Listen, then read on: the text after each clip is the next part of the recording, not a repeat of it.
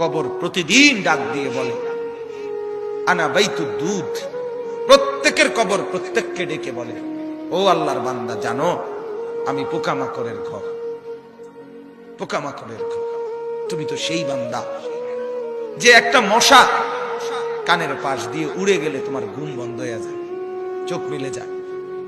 একটা মশার গুনগুন আওয়াজ সহ্য করতে পারো না। একবার কয়েল, একবার অ্যারোসোল, একবার মশারি, এরপরও তুমি চাও যে একটা মশাও যেন আমার কানের কাছে গুনগুন না করে।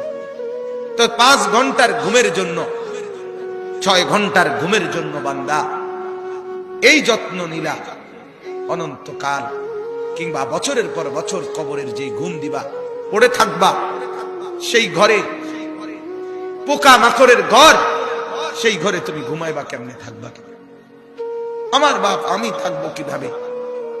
আমি থাকবো কিভাবে বলে? ভাবেন, আমিও ভাবি, আপনিও ভাবেন। ওসিকুম ওয়া ইয়া, আপনাকেও বলছি, আমাকেও বলছি।